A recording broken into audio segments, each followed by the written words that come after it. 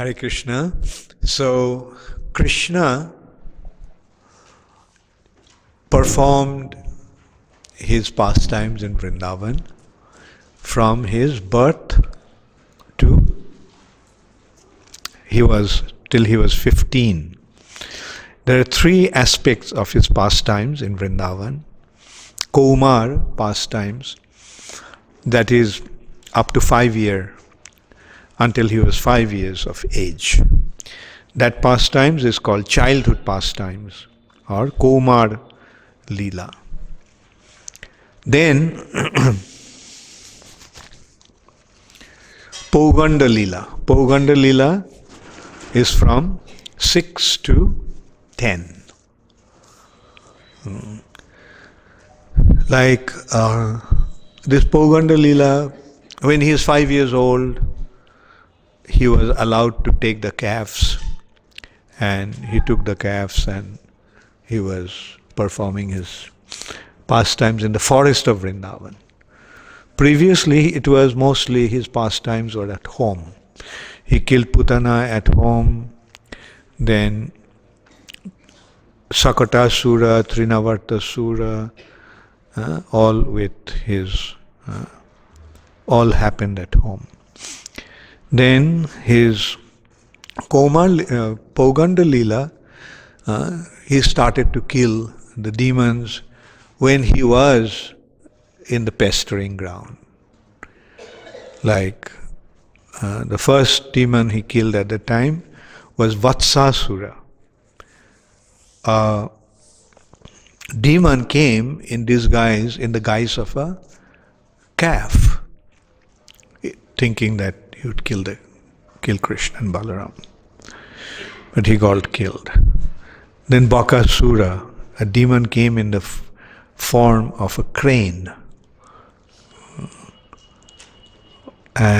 or heron, Baka, and Krishna killed that demon. Then Aghasura. In this way, all these demons were killed when he was in the forest. Then Koishor Leela, his pastimes as a youth, as a boy. Koishor is juvenile from 10 to 15. And in that pastimes, he also killed quite a few demons, and he danced with the gopis. The last few demons that Krishna killed were Arishtasura, who came in the form of a bull. And you know about that, because Krishna killed Arishtasura, Radharani, when Krishna approached her, she said, "Please don't touch me, because you have become sinful." Why? Because you have killed a bull, killed a cow. Well, it was a demon. Still, he came in the form of a cow. So you killed a cow. So what can I do to free myself from this sinful reaction? Okay, go travel all over the world, take a bath in all the holy places, in the holy ponds. Okay, will that free me from all my sinful reactions? Yes. Krishna struck the ground with his heel, and the place just became a pond, and all the holy rivers and ponds and lakes, just personified holy places, came there, started to offer prayers to Krishna. All the gopis were struck with wonder, and at the same time feeling the embarrassment of defeat. Look, then they went and told Radharani, "We have to match this fit of Krishna." And they said, "Okay, so we will dig a pond also." So they started to dig a pond, and those two ponds became Shamkund and Radhakund. Krishna's pond was Shamkund, where all the holy places appeared. All the holy places of the universe is assembled there. And Radharani's pond was even better than that, because that pond was filled with Radharani's love, liquefied love of Srimati Radharani. So, this way Shamkund and Radhakund appeared. And then Krishna killed another demon called Keshi, a terrible demon that came in the form of a horse. And it was so big that its head touched the sky. And with its every step, the earth was shaking as if there was an earthquake. And Keshi was so ferocious that the forest that Keshi was living, that place became filled with human bones and animal bones, because he was eating all those. He killed so many men and animals, and their bones became bones filled up the forest.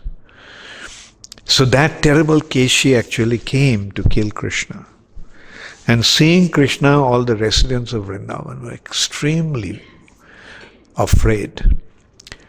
And when the residents of Vrindavan, the devotees of Krishna, became afraid, what did they do? Krishna, Krishna, please protect me. Krishna, Krishna, please save us. So Krishna said, okay, just don't worry, I'll take care. So he went ahead of everyone. He took his chadar, tied it up around his waist, and then he stood there and challenged Keshi. So Keshi came with a tremendous speed, and with his front legs hit Krishna on the chest. Krishna didn't feel anything, as if an elephant has been struck with a flower garland. And then Keshi tried to hit Krishna from his hind legs, with his hind legs. Nothing happened to Krishna. But Krishna then caught Keshi by his legs and threw him 10 yojanas away, 80 miles away. Keshi fainted.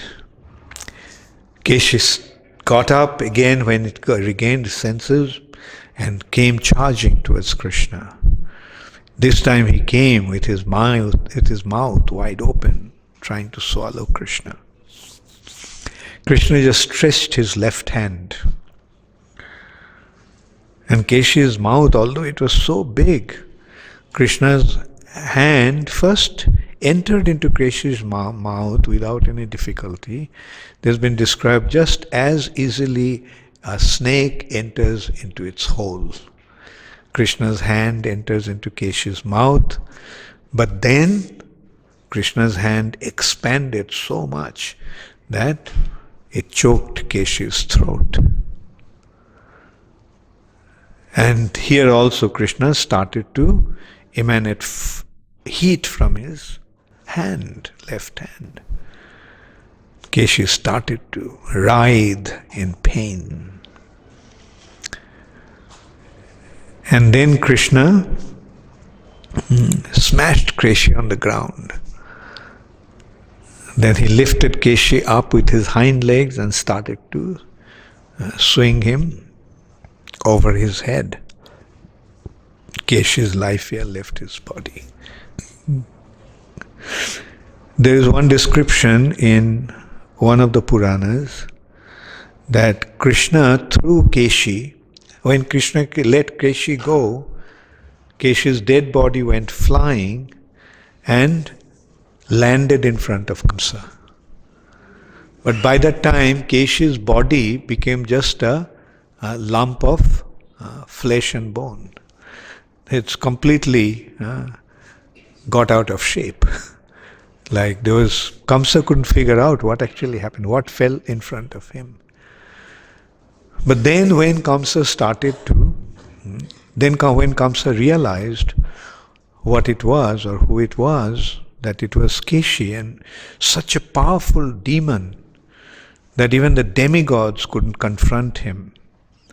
Now that Keshi is killed, Keshi is dead. So Kamsa became so afraid that he started to tremble. His whole body started to shake. His hair stood up and he was shaking with fear, just like as it happens when somebody sees a ghost. His hair stand up, his whole body becomes all the hair on the body also stands up, and one starts to tremble with fear. That's what happened to Kamsa. So then Kamsa, at that time, Vasudev was there, and Vasudev, there was a smile in seeing Kamsa's condition.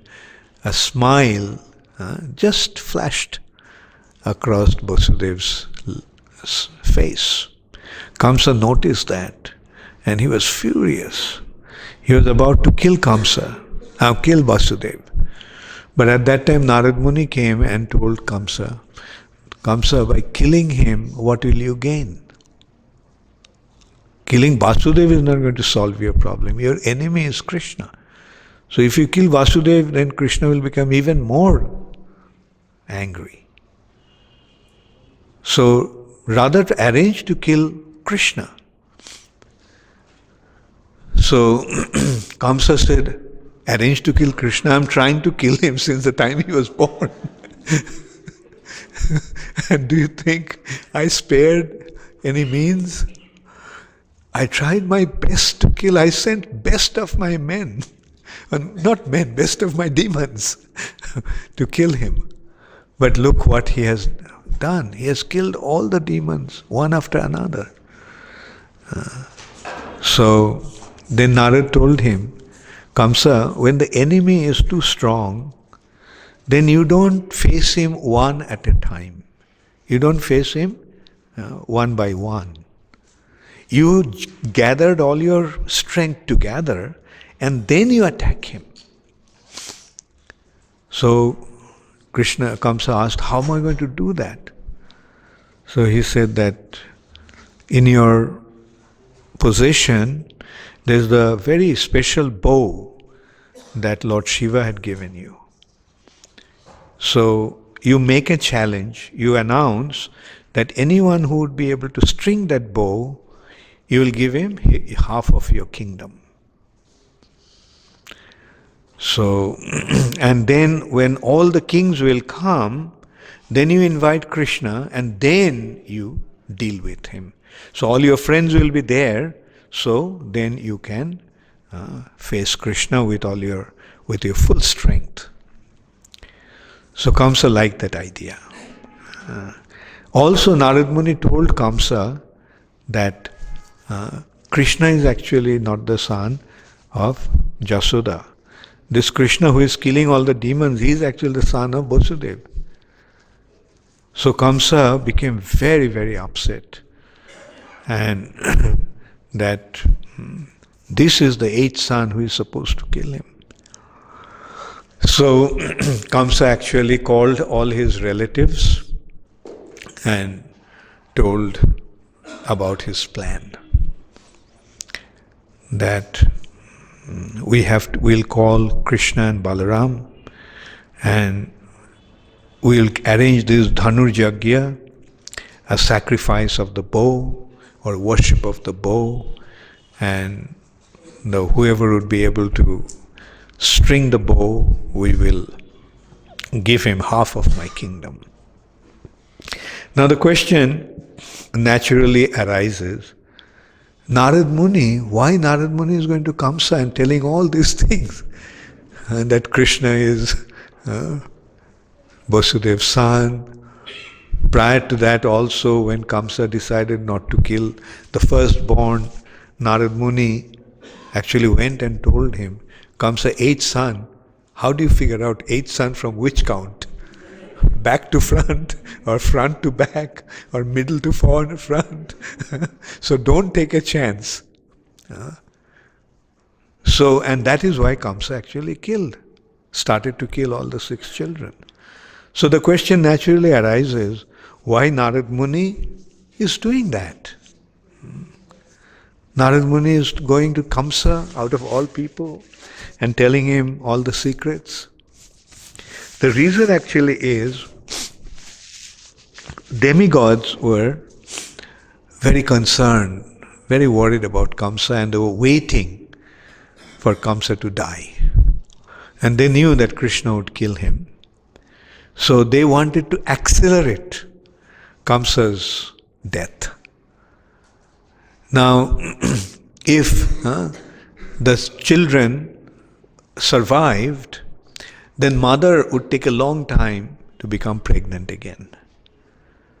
But when the child is dead, then mother will conceive immediately.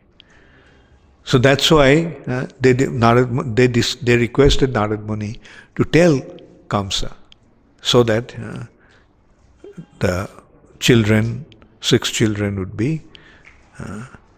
be killed. So Narad Muni was doing all that because on behalf of the demigods, he was trying to accelerate Kamsa's departure from this planet. So this is how Narad Muni was the catalyst in accelerating the process.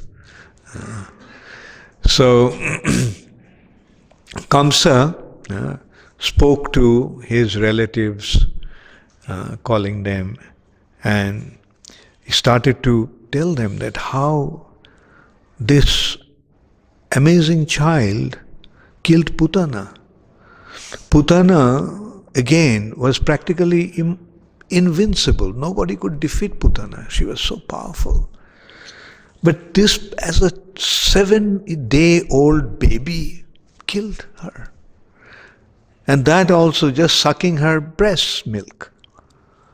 And then Trinavarta, Aghasura, Bakasura. It's amazing. And he lifted Govardhan Hill. As a 7-year-old boy, he lifted that. And subdued Indra.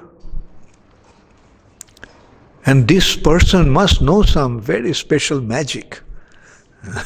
It's true. Krishna's potency is inconceivable. Kamsa could figure it out. But still, the problem is, still he wouldn't surrender to him. All of Kamsa's problem would have been solved if he surrendered to Krishna, recognizing that he was the Supreme Personality of Godhead, or recognizing that he is the most powerful. Now that is the problem with the demons. Although they get to know about Krishna's inconceivable potency and unusual ability, but still they don't want to surrender to Krishna. They don't want to accept that he is the Supreme Personality. And they think that somehow or other we will be able to kill him. That is a demoniac nature. But a divine nature, just by hearing about Krishna, surrenders unto him. So that is the difference between the demigods and demons. This is an assembly of demigods, or even greater. Because just by hearing about Krishna, not that you are devotees, most of you are not devotees at first, at the beginning, but when you heard about Krishna, read about Krishna, you became a devotee, isn't it? So, this is the nature of the demigods, or suras, devas. They surrender unto Krishna as soon as they get to know about Krishna. We have also seen when Prabhupada went to America, like Prabhupada just spoke about Krishna and so many young boys and girls became devotees. So that is the natural characteristic of a devotee. He may not be a devotee all along, but the moment he gets to hear about Krishna, the moment he gets to hear about Krishna's greatness, surrenders unto him. Whereas the demons, even though they see Krishna, even though they are experiencing Krishna's inconceivable power, even though they are being defeated and smashed time and time again, still they don't want to surrender. And you'll find there are people like that. Although they are being smashed, still they won't surrender. Still they will blaspheme Krishna. And in this seminar, you will see so many such individuals. Anyway, so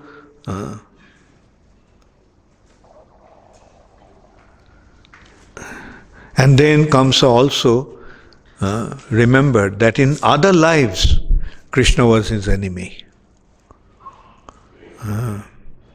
And he started to describe that how this person is so expert in changing his form and hiding his identity.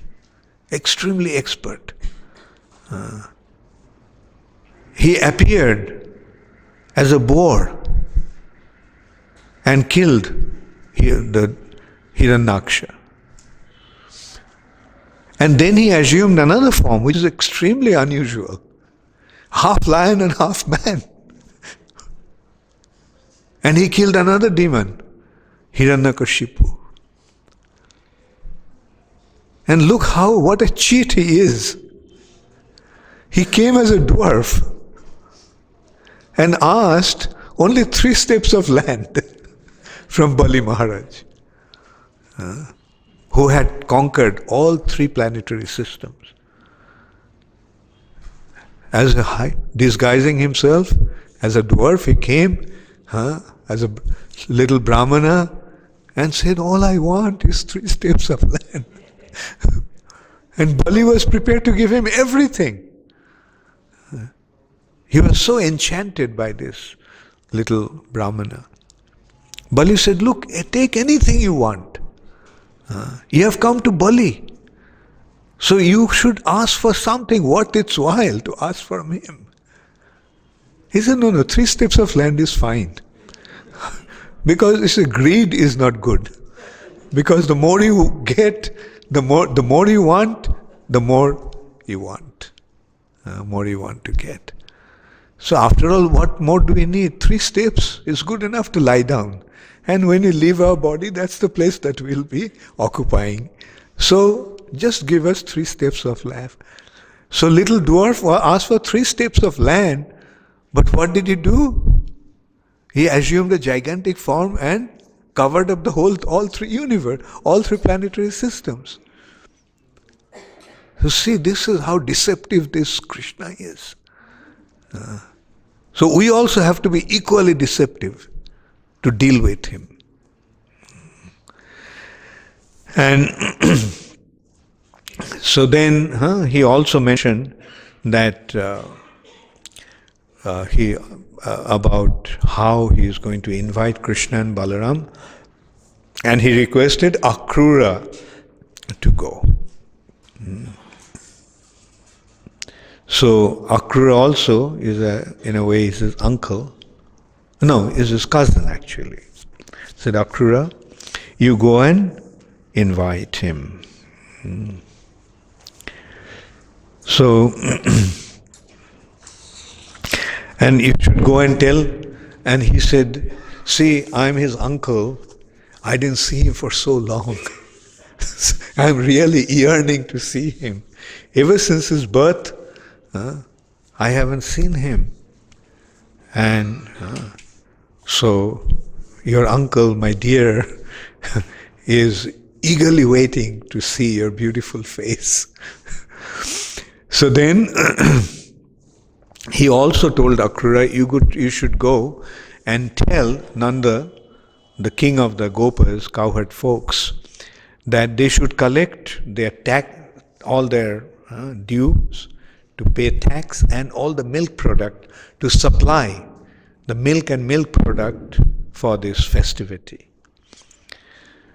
So Akrura went, took the chariot, the golden chariot of Kamsa, and went to Vrindavan. And when he arrived, it was evening, and in the pasturing ground he saw Krishna and Balaram. Akrura offered his obeisances to Krishna.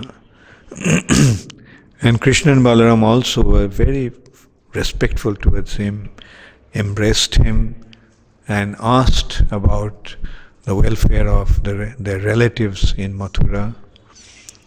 And Akrura then was taken to Nanda Maharaj's house. Nanda Maharaj also greeted him with a lot of respect. And then finally, the night was spent. Before that, he spent some time with Krishna also. That he told Krishna that Narada told Kamsa that he was actually the son of Vasudeva. And hearing that and recognizing Krishna is his arch enemy, Kamsa actually made this arrangement to kill him. Krishna just smiled, didn't say anything. And so then Nanda Maharaj informed all the cowherd folks that they have to collect all the milk and milk product, put them in the carts and go to Mathura. In the morning, the gopis saw this chariot in front of Krishna's house, Nanda Maharaj's house, and they wondered, why is this chariot here? What happened? And then they got to know that Kamsa, the king, has sent the chariot to take Krishna to Mathura. The gopis could not tolerate the separation from Krishna for the time of the wink of an eye. The time it takes to close the eyes, from time to time, the eyes naturally closes. And during that time, they couldn't see Krishna. They couldn't tolerate that moment of inability to see Krishna. And they actually complained. They actually criticized Brahma. Then look what kind of body he created, with eyes that blink. Couldn't he make an eye that wouldn't blink? That old man doesn't have any sense.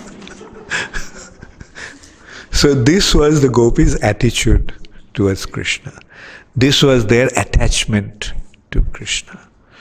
And now this person has come to take Krishna away to Mathura, and so for so long they won't be able to see Krishna. So they considered, see the word akrura, krura means cruel. And akrura means one who is not cruel. So his name is one who is not cruel. Actually his name should have been cruel, for cruelty personified. Like what kind of name he got? Quite unbecoming to his character. So he should have been named as cruelty personified.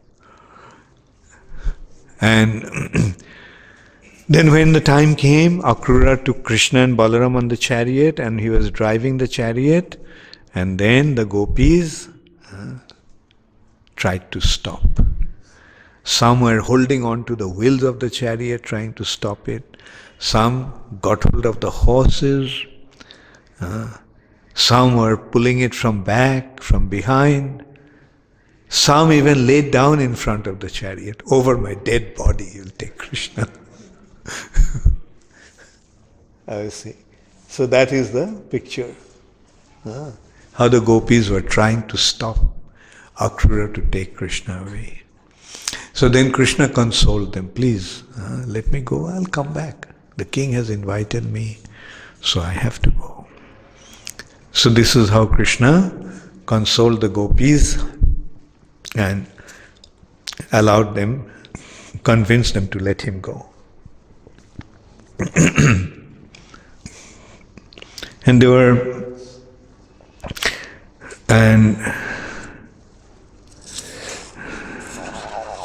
so they were lamenting. Some of the gopis were saying, "Oh Providence, you have no mercies. Why are you doing this to us? What did we do that we are being subjected to this situation, that Krishna is being taken away from us?" So in this way we see the love of the gopis for Krishna. How intense was their love for Krishna. So this is the important thing about Krishna's Braja Leela, especially the gopis' love for him. Devotion actually means love, and the gopis' love for him was the highest. Another one said, about complaining about providence, you bring embodied creatures together in friendship and love, and then senselessly separate them before they fulfill their desire. So that is how you're taking Krishna away from them.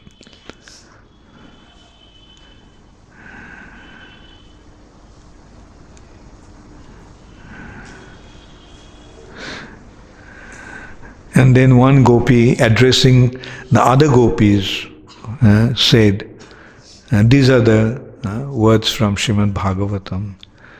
O gopis, although our Mukunda is intelligent and very obedient to his parents, once he has fallen under the spell of the honey-sweet words of the women of Mathura and been enchanted by their alluring, shy smiles, how will he ever return to us unsophisticated village girls? So this shows that in deep love, one actually becomes envious. So gopis are feeling envy. That we are unsophisticated village girls, but when Krishna goes to Mathura, these sophisticated city girls will enchant him. They are thinking from their women's point of view, girls' point of view, and Krishna will not feel like coming back to us again. Then another gopi said, when the Dasarhas, Bhojas, Andhakas, Vrishnis and Satvatas see the son of Devaki in Mathura, they will certainly enjoy a great festival for their eyes, as will all those who see him traveling along the road to the city. After all, he is darling of the goddess of fortune and the reservoir of all transcendental qualities. So in this way they were anticipating that Krishna may not come back if he goes to Mathura, because he will be surrounded by his actual... they heard that Krishna was actually the son of Vasudeva and Devaki. He is the prince, and he will be naturally surrounded by his relatives, and he won't be able to leave them and come back. He who is doing this merciless deed should not be called Akrura. He is so extremely cruel that without even trying to console the sorrowful residents of Vraja, he is taking away Krishna, who is more dear to us than life itself. So in this way, the gopis were were talking among themselves at the thought of being separated from Krishna.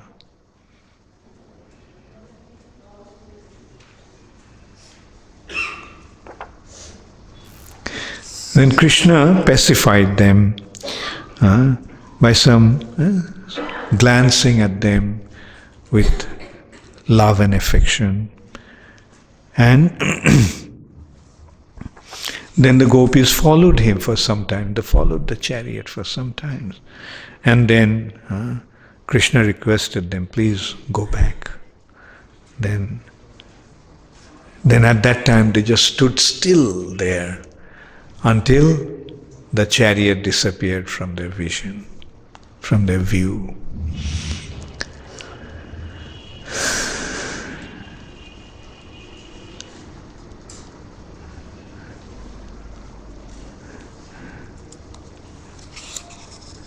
Gopis, after that, the gopis turned back without hope that Govinda would ever return to them. Full of sorrow, they began to spend their days and nights chanting about the pastimes of their beloved. So this is how the chanting should be. This is one thing that we must...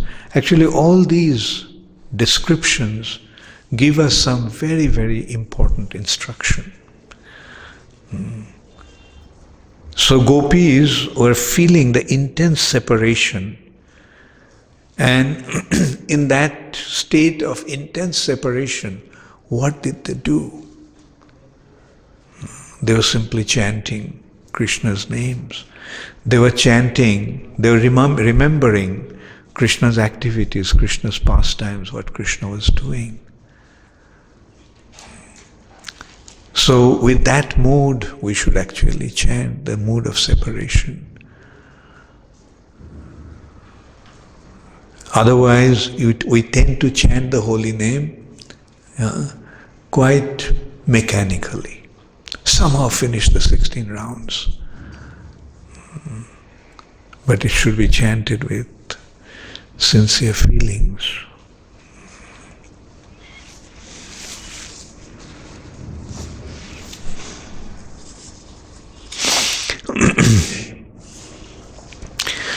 Then when the chariot came to Jamuna, Krishna and Balaram got down from the chariot, touched the water of Jamuna and did achaman, and came and sat down on the chariot. At that time, Akrura asked whether he could take a bath in Jamuna. Krishna said, yes, fine, go, take your bath. So when Akrura went to Jamuna to take his bath, then all of a sudden he saw Krishna and Balaram also there in Jamuna.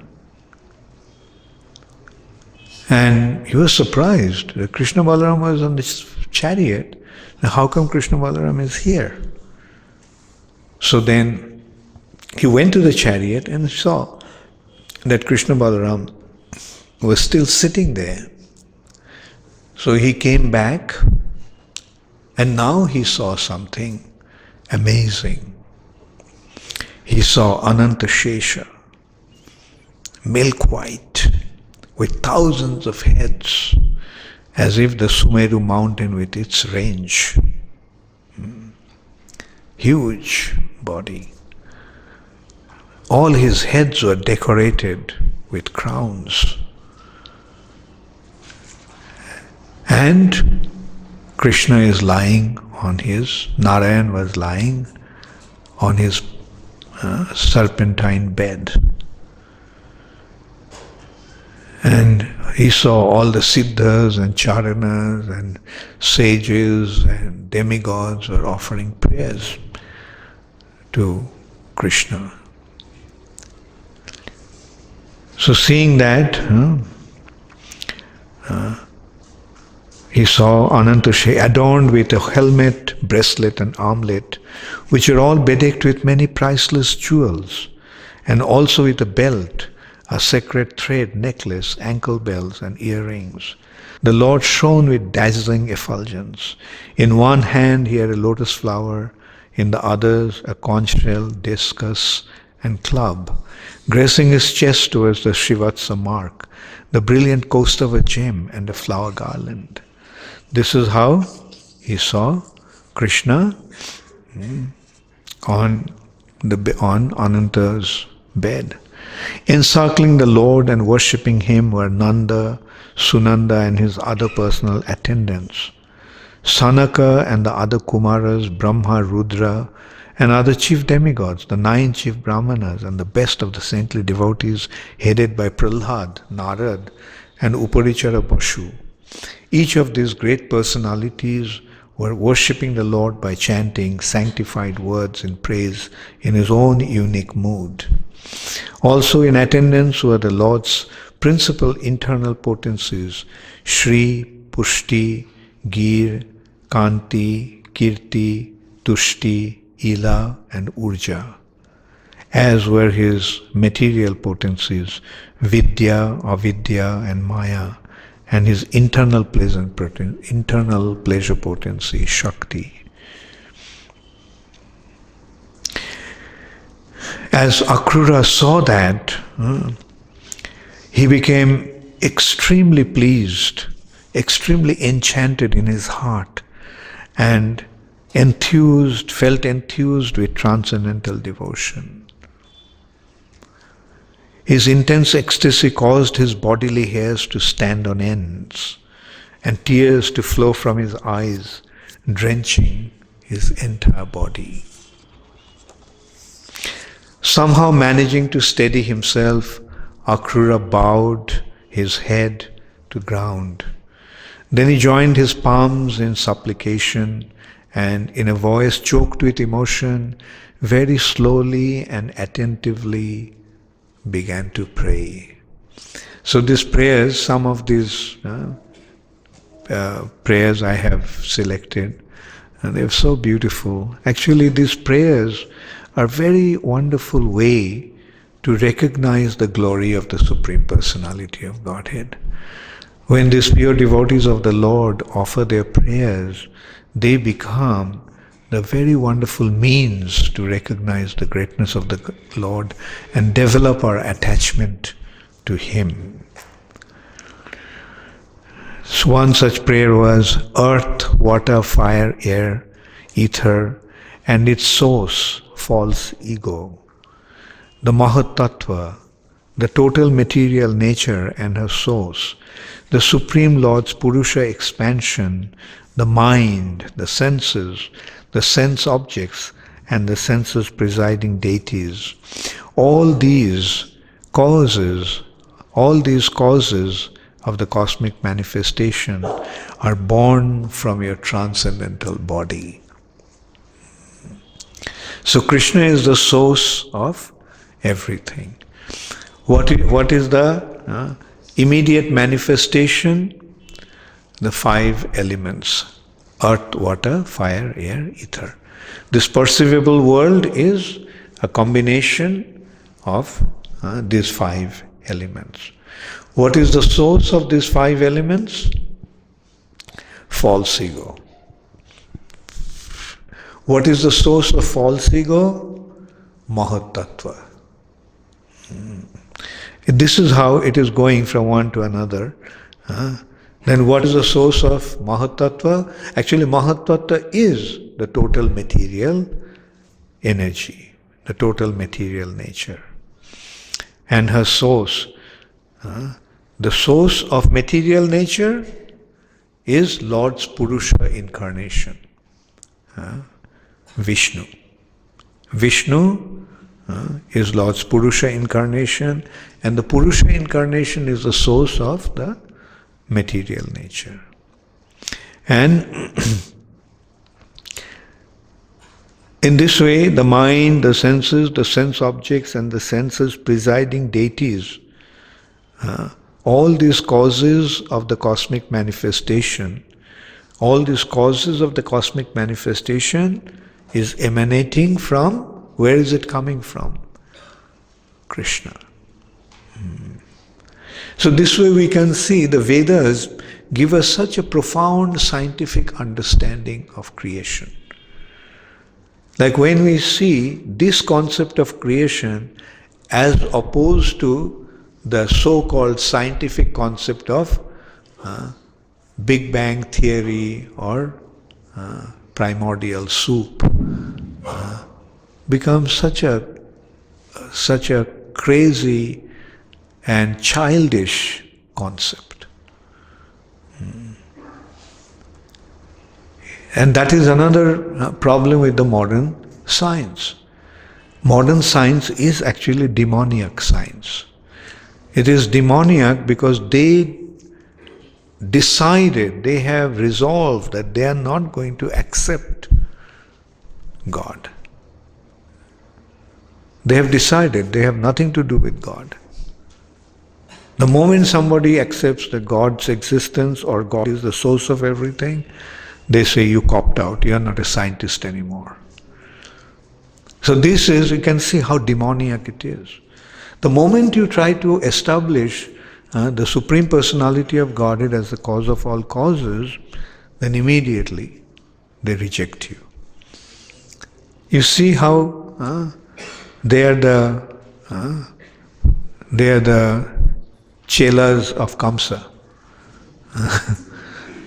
Just as Kamsa would not accept Krishna no matter what, similarly these personalities are not going to accept the Supreme Personality of Godhead. And in order to defy that, in order to deny that, they come up with all kinds of theories, which is simply nonsensical. Doesn't make any sense. Who will ever accept that life came from matter? Life came from chemicals. But the whole world believes that because the whole world is being dictated by them, dominated by them. And our point is, create life then. If life came from matter, show it. You have made such advancement and all the materials are there, all the chemicals are there, all the conditions you can create, so create life. And our challenge is actually not that they have to go that far to create life. We say create a seed of an apple. Just create a grain of rice in your laboratory. What to speak of creating life? Can the modern scientists ever create a grain of rice in their laboratory? Just one grain of rice? Can they create one grain of wheat? Can they create one grain of barley? No. So that is the extent of the scientific advancement. Therefore, we can see all they are doing is bluffing. Once there was an article in the Back to Godhead, the scientists bluff. It was Prabhupada's lecture. And the title was Scientists Bluff. And what to speak of, how impossible it is to create such a thing.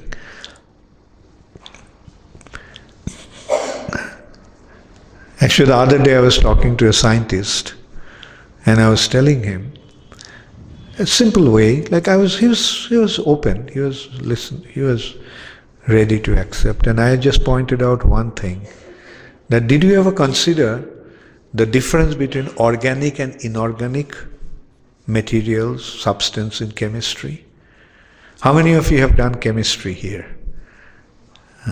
Okay, so you know the organic chemistry and inorganic chemistry, right? Now, did you ever consider what makes it organic? What makes the branch? What is the branch of chemistry that is called organic chemistry? In simple words, although the chemists, modern scientists do not know that, but at least you can consider Organic chemistry is dealing with the substance that is coming from living source. And inorganic are the substance that are coming from dead source, material source. Like all the metals, etc., acids and alkalis and so forth. But organic is that are coming from living source. And these things that are coming from living source or termed as organic, they have very complex molecular structure. Like for example, the simplest, I'll just take the simplest organic structure. The simplest organic structure is methane gas. So methane has a formula of CH4. That means 1 carbon and 4 hydrogens, right? So carbon has 4 hands, and with 4 hands carbon is holding 4 hydrogens. Now that's a simple structure. And do you know something? Scientifically in their laboratory they cannot produce methane. They can't make 1 carbon. There's plenty of carbon, there's plenty of hydrogen, but they can't make methane out of that. If they could, then all the energy problem would have been solved. If they could create methane in their laboratory, combining carbon and hydrogen, then there wouldn't have been any problem of energy. Like there would be unlimited energy produced in their laboratory or factory. They can't do it. Why? Because its source is living. It's coming from living source. That, you know how methane is generated? When the weeds rot, methane is generated. When trees and plants and things rot, the methane is generated. Like what is produced out of rotting of vegetables, they can't produce that in their laboratory. Okay, another very simple structure, organic structure, is sugar. What's sugar's formula? C6H12O6. That means C6 and 6H2O. Right?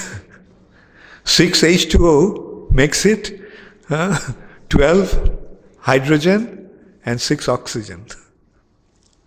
That means sugar is a combination of carbon and water. But did they ever succeed in making sugar in their laboratory? No. If they could take carbon and if they could take water and make sugar, then all food problem would have been solved. Or at least all alcohol problem would have been solved.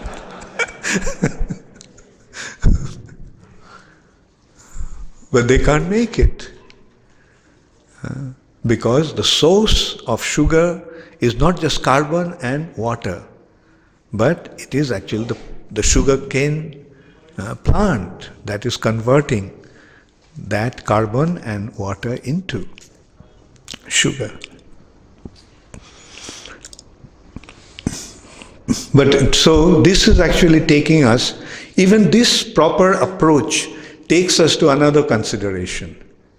The incredible ability of a living entity. What a living entity can produce without any effort, with greatest scientific endeavor, that cannot be achieved. So that is the origin, that is how wonderful the living entities are. That is how wonderful Krishna's spiritual energy is. So in this way, even from scientific approach, we can so easily come to understanding the Supreme Personality of Godhead. Whereas we are seeing in this prayer, Akrura is so wonderful, is in such a sublime way, is recognizing the glory of the Supreme Personality of Godhead. Earth, water, fire, air, ether. What's the earth, source of earth, water, fire, air, and ether? False ego. What's the source of false ego? Mahatattva. So the source of Mahatattva, material nature. Source of material nature is you. So you are the cause of all causes.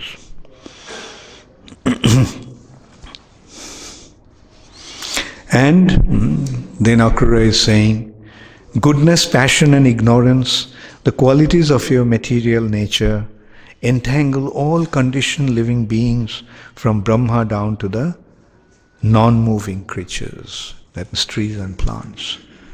Everyone, every living entity in this material nature is affected by the three modes of material nature. They become entangled by them. I offer my obeisances to you, who as the Supreme Soul of all beings, witness everyone's consciousness with unbiased vision. The current of your material modes produced by the force of ignorance flows strongly among the living beings who assume identities as demigods, humans, and animals. So you can see how profound was Akrura's understanding of Krishna and his energy, his ability. I'll repeat this one to see how beautiful it is. I offer my obeisances to you, who as the Supreme Soul of all beings, witness everyone's consciousness with unbiased vision. Who is that? Supreme Soul, the Super Soul. Being situated in the heart of every living entity, he is witnessing everyone in an unbiased way. He is totally impartial. He is not displaying his favor to anyone and not to others. He is equally disposed to everyone. That is how as the Super Soul, he is witnessing everyone's consciousness. And yes, there is one consideration here. He is waiting in our hearts to see when we are going to turn our face towards him. That is why Krishna is there in our hearts as a Super Soul, simply waiting for us to turn our face towards him. And when he does that, then he takes us in his loving embrace. Come back. Come back to me, my son. Come back to me, my friend. So this is how Krishna is actually waiting for us to turn towards him. And when we do that, Krishna becomes so happy. To enjoy your pastimes, you manifest yourself in various forms in this material world. And these incarnations cleanse away all the unhappiness of those who joyfully chant your glories. Who chants his glories joyfully? His devotees. So appearing here, Krishna simply increases the joys of his devotees through his pastimes.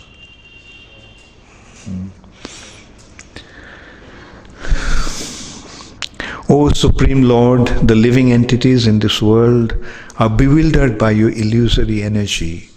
Becoming involved in the false concept of I and my, they are forced to wander along the paths of fruitive work.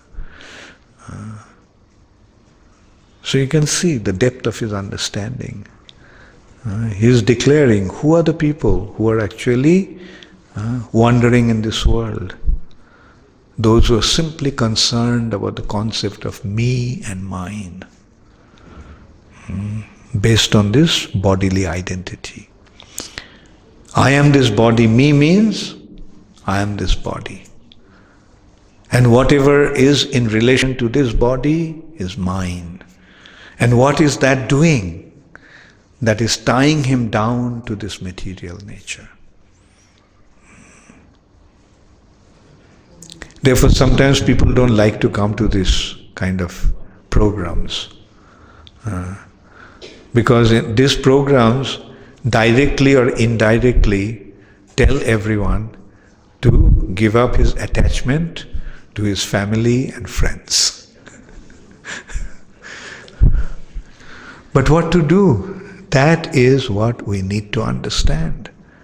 Fine, to develop these family relationships and attachments is nice, but ultimately what it's doing? It is causing a deep, strong bond, a knot in the heart, which is going to tie the soul down to this material nature. It may appear to be so pleasing, so wonderful, but the thing is, ultimately what it is causing is causing the Hridaya Granthi, knots in the hearts, which is going to tie us down to this material nature. And it will become extremely difficult to leave this body when the time comes. All these attachments are going to drag us down. Now, does it mean that everyone should leave his family and go to Himalayas?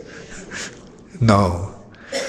The simple solution to that is, instead of considering this to be your family or your possession, your accumulation, your wealth, you consider that this actually belongs to Krishna. A simple way. Not my family, but Krishna's family. After all, Krishna is the supreme proprietor. Everyone belongs to Krishna. So let's see that how everyone belongs to Krishna. And then we get to see that yes, we are developing this attachment to each other because Krishna put us in this situation with certain purpose.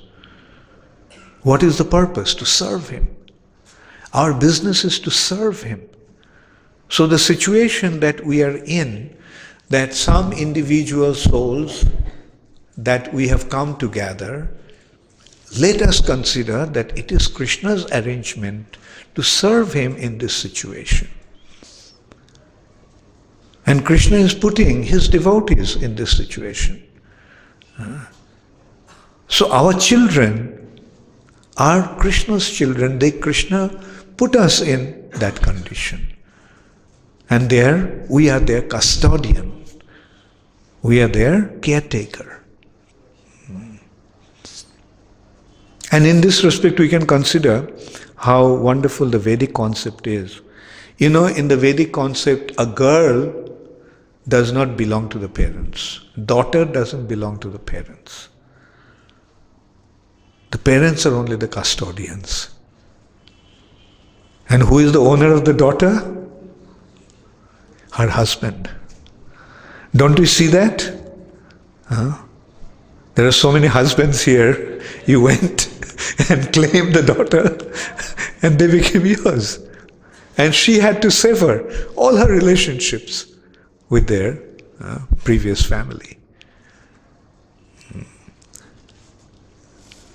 So just as that we develop that understanding, the parents of daughters develop the understanding that they actually belong to the husband.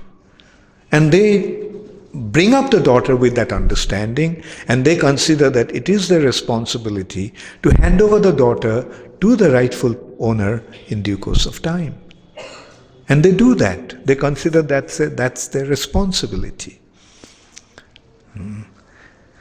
So if we can go that far, so why don't you go a little further and consider not only the daughters and sons, wives, and everyone belongs to Krishna. And I am their caretaker. I am endowed with the responsibility to take care of them.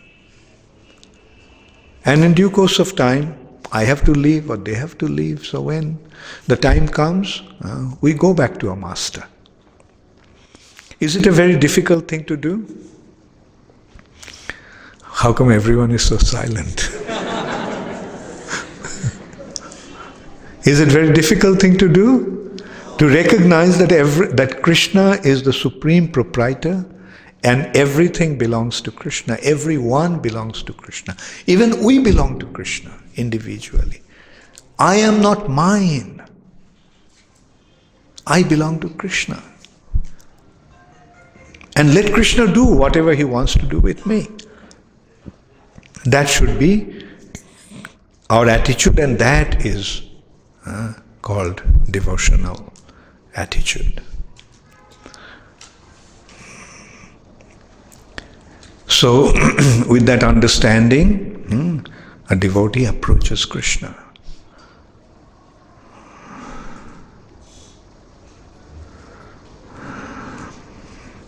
I'll read this paragraph again, this prayer. O Supreme Lord, the living entities in this world are bewildered by your illusory energy. Is it clear? Living entities in this world are bewildered by his illusory energy. And this illusory energy, what this illusory energy is making us think? That I am this body. This body is me. And anything that is in relation to the body's father, body's mother, body's brother, body's friend, body's wife or husband, and body's children and so forth, they all are mine. But this illusory energy of the Lord, what is causing? It is causing us to get tied down to this material nature. And that is called mamata, a feeling of mine. And eventually what it does, it causes it very, very difficult. It makes it very difficult to leave them when the time comes to leave. But the solution to that is, Krishna, please take care of me and everyone because I belong to you. Then immediately what will happen?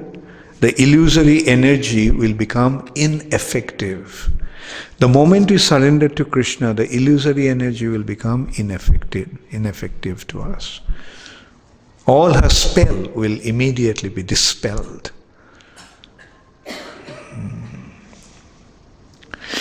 Then Akrura is saying, I am also deluded in this way, O my Almighty Lord, foolishly thinking my body, children, home, wife, money, and followers to be real, though they are actually as unreal as a dream. So all these are unreal as a dream. So this is, again, you can say, this is summing up everything. Thus, mistaking the temporary for the eternal, my body for myself, and sources of misery for sources of happiness. I have tried to take pleasure in material dualities. Covered up in this way by ignorance, I could not recognize you as the real object of my love. This is the sum and substance of all prayers. Mistaking what is happening? What is the illusory energy doing? Mistaking the temporary to be real. Mistaking this body to be the self. Mistaking the source of misery as the source of happiness. This is a very, very important thing to understand. mistaking the source of misery to be the source of happiness. In simple words, we can say, in the material nature, whatever we consider to be the source of happiness is actually a source of misery. You try to enjoy, you will end up suffering. That is the reality.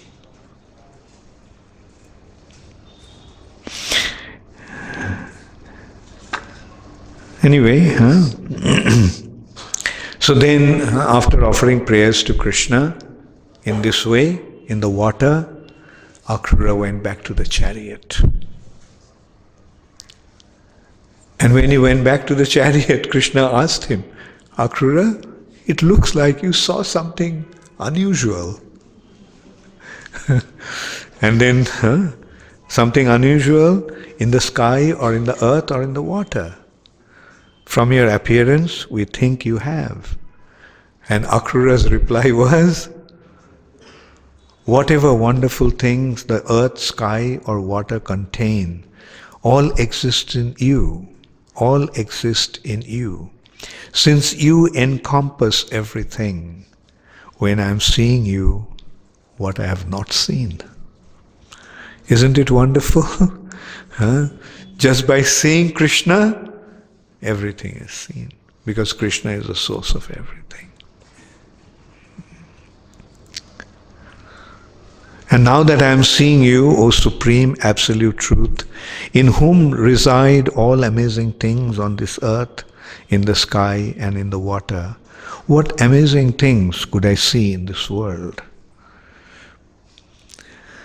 So now one wonderful thing about here, that actually hasn't been mentioned in the Bhagavatam, but has been disclosed by the Goswamis, is that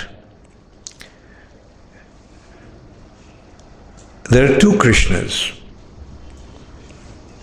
One is Krishna, the son of Vasudeva and Devaki, who is Vasudev, and the other is the son of Jasoda and Nanda Maharaj, who is known as Brajendra Nandan or Nanda Nandan or Jasoda Nandan. When Vasudev brought Krishna after his birth to the house of Nanda Maharaj, there were actually two babies on the bed, but in darkness he couldn't see that. He just saw the girl and he placed the boy, Krishna, and picked up the girl and he went back. And at that time, Krishna, the son of Vasudeva, merged into Krishna, the son of Nanda Maharaj. Can Krishna do that? Because after all, Vasudeva Krishna is Krishna's expansion.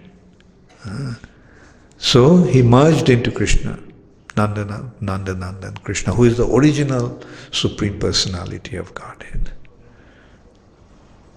So Krishna, Vasudeva Krishna became one with Nanda Nandan Krishna.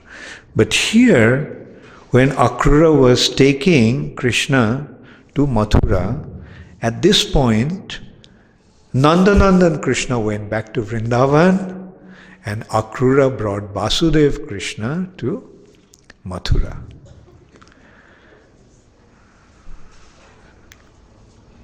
Anyway, in course of our discussions, this will again be further revealed.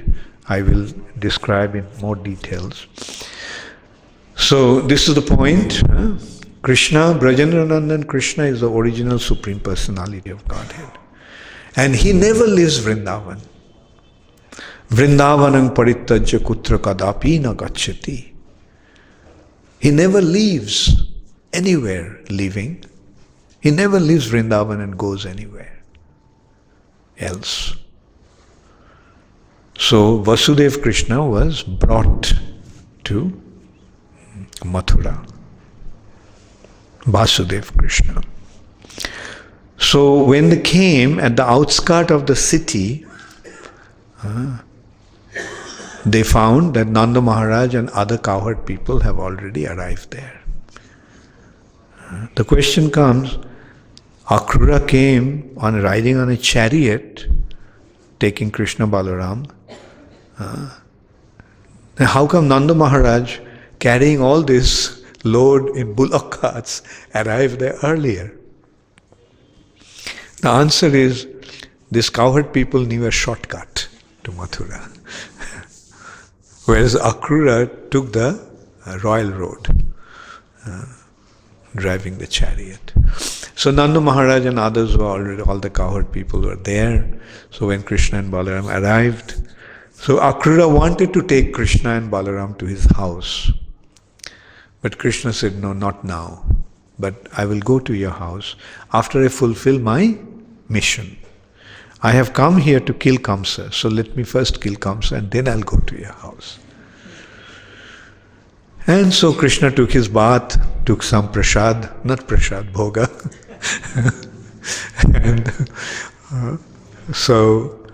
And then towards the evening, they decided to go and see the city of Mathura.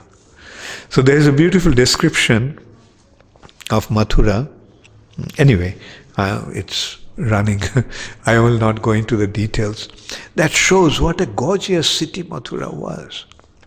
Full of multi-storied buildings, not just like matchbox structures, with beautiful turrets and domes and decorated with gold and jewels, and with large balconies and windows, carved windows, and all those buildings are made out of precious, semi-precious jewels, semi-precious materials. And the roads were wide, not like nowadays. I don't know why in India all the roads, old cities, roads are so narrow. Whereas from Bhagavatam we get, which was given 5,000 years ago, we get the descriptions of wide roads, very wide roads, and also decorated with all kinds of decorative materials. And the people there were people there, and there were fragrant flowers and fruit trees by the side of the roads. Like there was practically flower gardens along the side of the roads. Beautiful buildings, wide roads with gardens along the roads. And the gardens were not only in the houses, but also in the roads. And mind you, the city of Mathura was being dominated by a demon, Kamsa. Even a demon has such beautiful taste. So Krishna and Balaram, along with Krishna suggested, so let's go and see the city. So they went out, and all the cowherd boys said, yeah, let's go. Let's see the city. They're all village boys, apparently. So they came to the city. And then Krishna saw that some washermen, they're carrying the dyed and cleaned clothes. So Krishna approached them, said, look, washerman, you're carrying so many clothes, and we just came from the village, so our dress is not very polished and sophisticated. But you see, we came here as the guest of the king, so we should be properly dressed.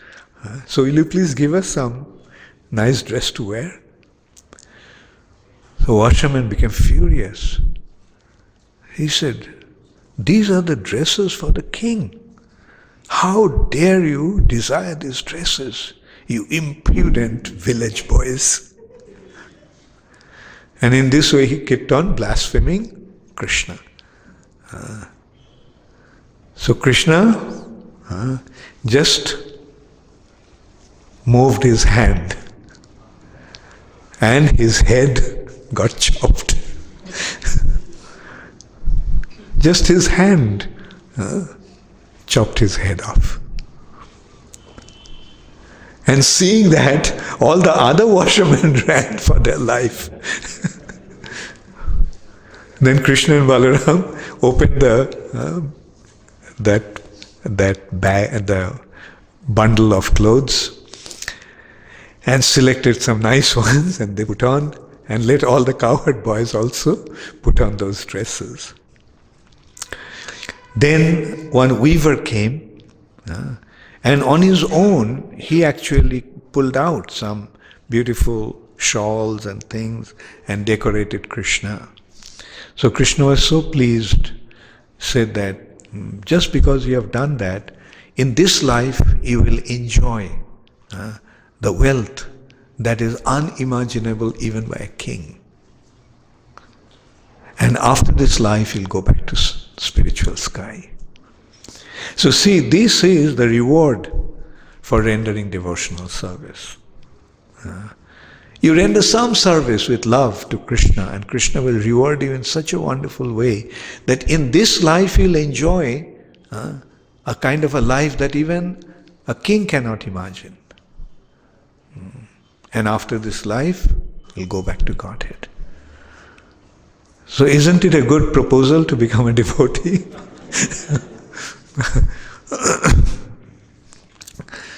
So then, there was a flower garland maker, flower man. His name is Sudama. So Sudama saw Krishna and Balaram and invited, please come to my house. And he made some exquisite flower garlands and decorated Krishna with those garlands.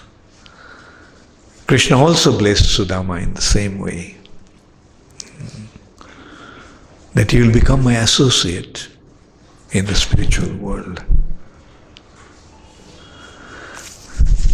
Then Krishna became curious to find out where that Dhanur Yagga going to be, where the bow was kept. It was a massive bow, the size of 3 tal trees.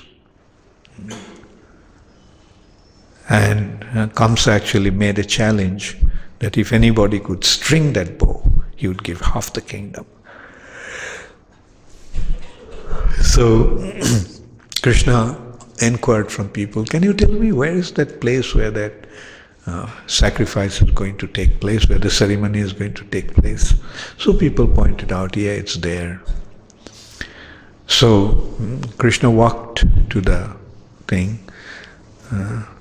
that place.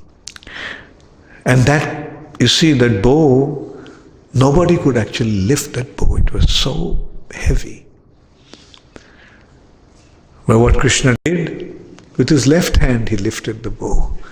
And he just looked at it, swung it around a few times. And all the guards became furious. What are you doing? You're spoiling the whole sacrifice. But before they could even approach Krishna and Balaram, Krishna strung the bow, and playfully as he pulled the string, the bow broke. And it was such a powerful bow that when it broke, it seemed like the whole creation is coming to an end. It created such a sound. Kamsa became curious to find out what happened. And then Kamsa was told that this Krishna broke that bow. Again, Kamsa had a fit of fear. He started to tremble uncontrollably. He started to tremble in fear. And he ordered, kill him. So all his soldiers immediately ran. And in the meantime, the guards were also trying to confront Krishna. So Krishna broke the bow. So Krishna, when they attacked, Krishna took half the bow, broken half of the bow, and Balaram took the other half of the bow, and with that they beat the soldiers to death. So after that they went back to the place where Nanda Maharaj and other cowherd people were there. They created a kind of a circle, half circle with the carts. as a kind of a barricade. And there they spent the night. That night, two people couldn't sleep. Kamsa and Nanda Maharaj. Kamsa couldn't sleep due to the anxiety that next day he'll have to confront Krishna. And who knows what will happen. And whole night, although Kamsa was lying on his bed, he had nightmares. He started to see all kinds of terrible things in front of him. And Nanda Maharaj couldn't sleep because Nanda Maharaj was worried that now we are within Kamsa's territory. And probably tonight his men will come and harm us. But others, they all slept like a log. So in the morning, Kamsa woke up and he made all the arrangements. Krishna and Balaram also woke up, got ready. So Kamsa invited all the kings and all the citizens. They all came and sat on gallery on the wrestling area, around the wrestling area. And Kamsa had, for him, he and his special guest has a VIP lounge, like elevated platform, very beautifully decorated, and Kamsa, surrounded by his associates, was sitting there. Krishna and Balaram came, and as they came to the palace gate, they found a huge elephant just blocking the road, blocking the entrance. So Krishna told the Mahut, the elephant driver, please move your elephant, let's go in. But when Krishna did that, instead of moving, he goaded that elephant and made it charge towards Krishna. So the elephant came to charge towards Krishna and took Krishna by its trunk, with his trunk. But it lifted Krishna as if these elephants, they pick up the person with wrapping its body around with his trunk and they smash on the ground. But before the elephant could do that, Krishna slipped out of his trunk. And then Krishna went under the belly of the elephant. And the elephant started to look where Krishna is, and he started to whirl around, but Krishna was just under his belly, hiding there. And then Krishna came out. As soon as Krishna came out, the elephant tried to gore him with his tusks. But Krishna just stepped aside, and it struck the hard ground with its tusk. The elephant became even more furious. So in this way, Krishna played with the elephant for a while. Then after that, Krishna pulled the elephant with its trunk. You can see that. And that is Kubalaya Pira, elephant. With his trunk. And the elephant fell. Krishna got hold of its tusk, huge tusk, and pulled the tusk out of its body. And with the tusk, Krishna started to beat the elephant to death. And he also killed the Mahut, the elephant driver, to death. Then Krishna took one tusk of the elephant, and Balaram took the other tusk of the elephant as a trophy and walked into the arena. Now Kubalaya Pira was also invincible. Nobody could defeat or kill Kubalaya Pira. And Kamsa saw another fit of Krishna. Like, this elephant is now dead. And it has been described, Krishna looks so beautiful. Already Krishna's face was decorated with sandalwood paste. And now his face was sprinkled also with the blood from the elephant. So it was as if white chandan and red chandan was decorating Krishna's face with the tusk in his hand, and his hand red with the blood of Kubalaya Pira. Krishna's dark bluish body, brilliant bluish body with reddish hand. Krishna looked really amazingly beautiful. So he walked into the arena and to face the challenge. So Chanur, Kamsa's wrestlers, they're also undefeatable. They've never been defeated by anybody. Chanur and Mushtik, they're 5 brothers. Chanur, Mustik, Kuta, Shal and Toshal. So Chanur challenged Krishna, or rather told him that the king is the supreme proprietor.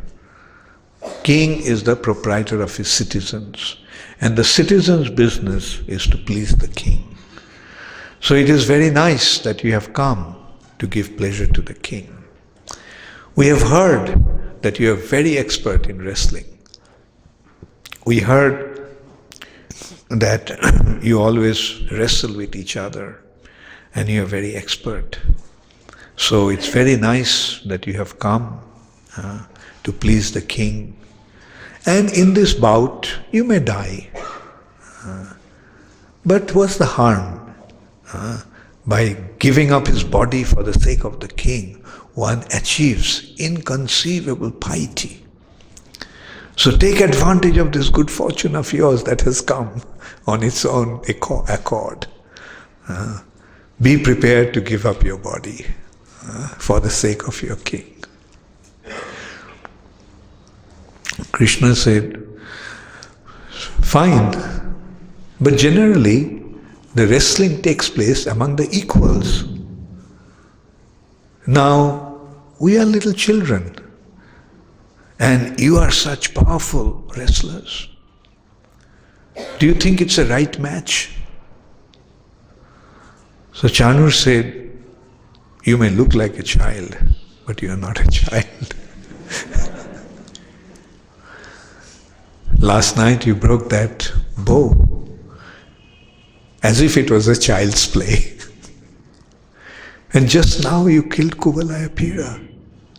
Who could ever do that? Even the demigods cannot do that, couldn't do that. So Krishna said, okay, good that you realize that. So now you be ready for your death. And by giving up your body for the sake of your king, you will get inconceivable piety. And in this way, challenging each other, talking to each other, they got into a wrestling bout. Chanur attacked Krishna and Mushtika attacked Balaram. Chanur came and struck Krishna in the chest. His striking could be generally was so powerful that when he struck anybody, no matter how powerful that person was, would immediately start to vomit blood.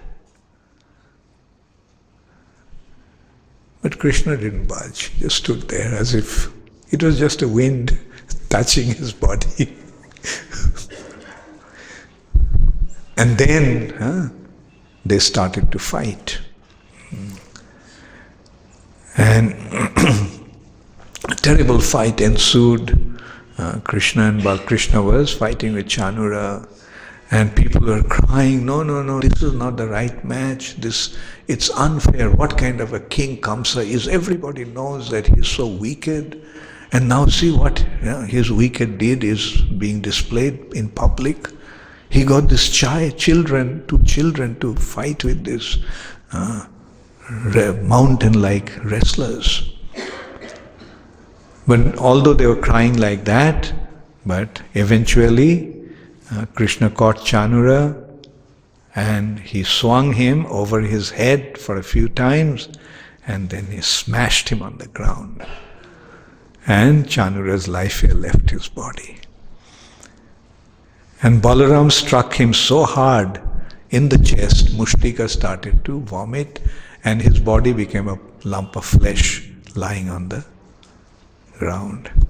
So seeing that, their other brothers, Kuta, Shal and Toshal, came and attacked Krishna and Balaram, and very easily Krishna and Balaram killed them. Then came all the other wrestlers and they jointly attacked Krishna and Balaram. And Krishna and Balaram dealt with them in a similar way. And seeing that, Kamsa stood up and started to shout, "Throw him out of the city and kill all their followers, Ugrasen, Vasudev, Devaki." So they're already in the prison and they just kill them. Somebody go and do this for me. So when Kamsa was shouting like that, Krishna just jumped onto that platform where Kamsa was. Kamsa pulled out his sword and his shield to attack Krishna. But Krishna, without caring for that, he just struck him on the head with his bare hand. Kamsa's head started to spin. His turban went flying. Then Krishna grabbed him by his hair and threw him out of the dais onto the wrestling arena. Then Krishna jumped onto him like a lion jumps onto an elephant. And then Krishna just started to hit him. I think that picture is here also. So Chanur and Mushtik is there. Yeah, there it is. So you can picture how Krishna took care of Kamsa. So in this way, Kamsa was killed. And all the demigods in excitement started to sing the glory of Krishna, saying Jai, Jai. And they started to shower flowers from the heaven. And then Krishna went to the prison of Kamsa and released his father and mother and Ugrasen. And then Krishna made Ugrasen the king. Ugrasen told him that, look, I am old and now Kamsa's friends will come and attack Mathura. And I don't really have the strength to deal with them. So Krishna, you become the king. So Krishna said, no, we, those who belong to the line of Jadu, cannot become the king. We have been cursed by Jajati. Do you want to hear how Jadus were cursed by Jajati? Okay, we have about 15 minutes, let's see.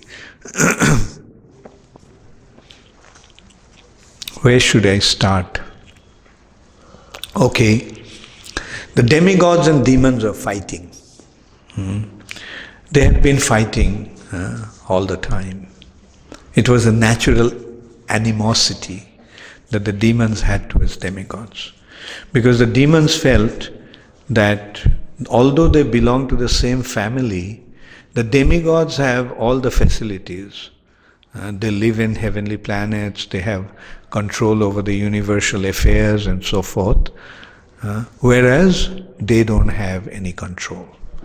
They live in dungeons and so forth, in the lower planetary systems. So that's why from time to time they would attack the demigods. And in the battle, when the demons were killed, their guru, Shukracharya, had the mantra by which he could revive them. That is called Mrita Sanjivani mantra. Mrita means dead and Sanjivani means reviving. The mantra that would revive the dead and bring them back to life. So, and as a result of that, the demigods were having difficulty because the demons were killed, but then again they will be revived by Shukracharya. So the demigods approached, they didn't have, their guru Brihaspati didn't have that mantra. So they approached and Brihaspati and asked what to do. So they finally decided that Brihaspati's son, Kach, will go to Shukracharya, become his disciple, and somehow or other learn that mantra. So Kach went, and although Shukracharya knew that he was the son of Brihaspati, and although he knew what his intention was, but still he accepted him as his son, as his student, Shishya. Now, when the demons got to know that Kach came with that intention of learning this Mrita Sanjivani mantra from Shukracharya, they cut him to pieces. But Shukracharya's daughter Devjani fell in love with Kach. So she would always request her father, please father, revive him. So Shukracharya would revive Kach. So the demons would kill him, cut his body into pieces, and Shukracharya will bring him back to life. So then the demigods, the demons, seeing what is happening, they decided that this time they would kill him, cut him into pieces, and make Shukracharya eat him. They would make a nice curry out of his body and feed Shukracharya. So that if Shukracharya would revive him from his belly, he would die himself. So when he got to know that, so they realized that this is what he is going to do, or this is what has happened. Now that he is in his belly, so he would be dead and he won't be able to revive him. And if he does, then he would die. So he gave Kach the Sanjivani mantra that when he comes out of his body and then Shukracharya would be dead, then he would chant the mantra and revive Shukracharya. So this is how Kach actually got the mantra. And after getting the mantra, Kach was about to leave. So Devjani said, look, I fell in love with you, so please take me with you, accept me as your wife. Then Kach said, no, I can't. He refused. And Devjani cursed him that the mantra that you have learned, you will never be able to use it yourself. And Kach cursed her that since you cursed me when I was innocent, I curse you that you'll be married to a Kshatriya. For a Brahmana girl to marry a Kshatriya was like becoming degraded.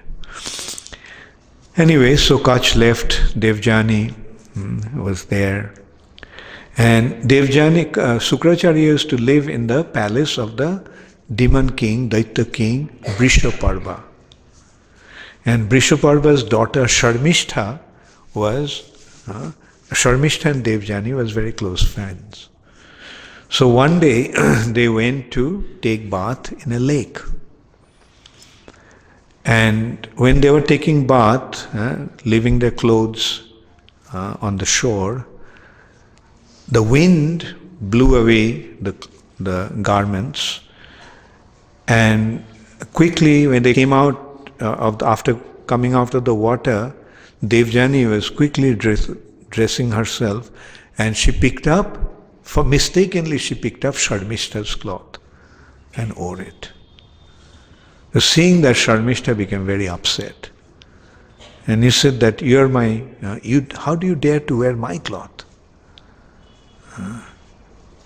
And the fight, kind of a verbal fight ensued. And she called Devjani that after all you are staying in our house, you are maintained by my father. And so in this dispute, Devjani Sharmishta threw Devjani in a well and left. Incidentally, the king Jajati was hunting in the forest at that time, and he heard the cry of a woman, and he came to the well and he found that this beautiful young girl there. So he rescued her from the well.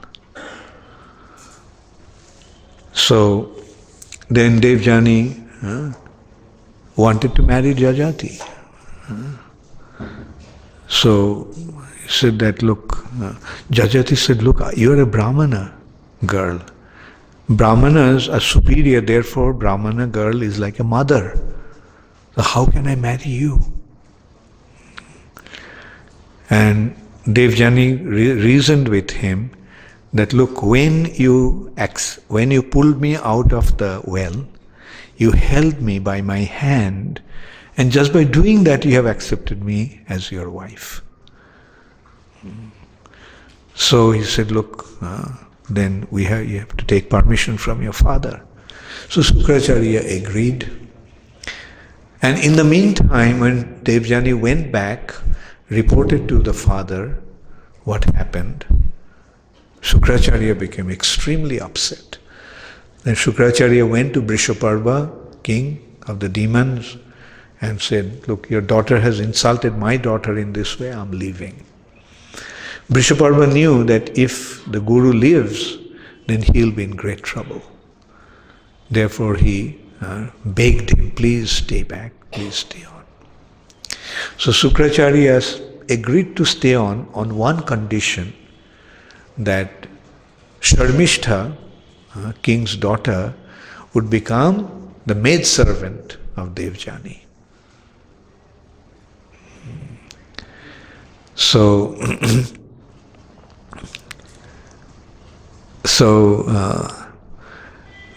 Brishaparva, in great anxiety, spoke to his daughter.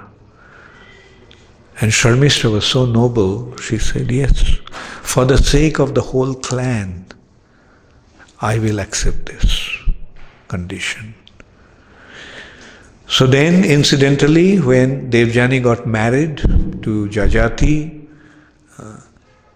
Sharmishta also went. But Sharmishta was so beautiful that Sukracharya could anticipate that king may become attracted to her. So he made a condition that you should never unite with this girl. And so he accepted that condition. And through Devjani, he got two sons, Jodu and Turbashu. And he unfortunately developed a secret relationship with Sharmishta. And through Sharmishta, he got one son, Dhruvu. And when Devjani found out, asked Sharmishta that you are not married, now how did you get this son? So Sharmishta said, I came across one sannyasi, and the sannyasi gave me the blessing that by his blessing I got this son. Just his benediction, I wanted to have a son, and by his ashirvad, by his blessing, I got this son. So Devjani accepted that. But one day, Devjani found that there are 3 children in a secluded place. She found that King Jajati is with 3 little boys. So Devjani asked, who are your father? He developed old age. So he came to Shukracharya, begged forgiveness. Please, please, withdraw your curse. Shukracharya said, Once a word leaves my mouth, it's bound to come true. But if any of your son wants to accept your old age, then you can get back your youth. So Jajati went to his son. The first son was Yadu, and asked him to take his youth, take his old age and give his youth. So he refused. He said that I am already just reached my youth. I haven't never enjoyed my life. So how can I offer my youth to you? And after all, you have gone through your youth already. So then he cursed him that because he was the eldest son and he was supposed to get the kingdom and his line would become the king's. So he said that you will never become a king and none of your family will become a king. So Krishna actually appeared in that Jadu's dynasty. And in Jadu dynasty they were not meant to be the king. Then he went to Druhu and he also refused. He cursed him. He went to Turbashu, Anu. Then finally the youngest son, Puru, agreed to accept his youth. And he blessed him that your line will become the rulers. And that is the Puru dynasty. So that is how that family, Jadu line, was cursed, and that is why Krishna couldn't become a king, or Krishna didn't become a king. Hare Krishna, all glories to Srila Prabhupada. Gaur Premanande, Hari Hari Bol.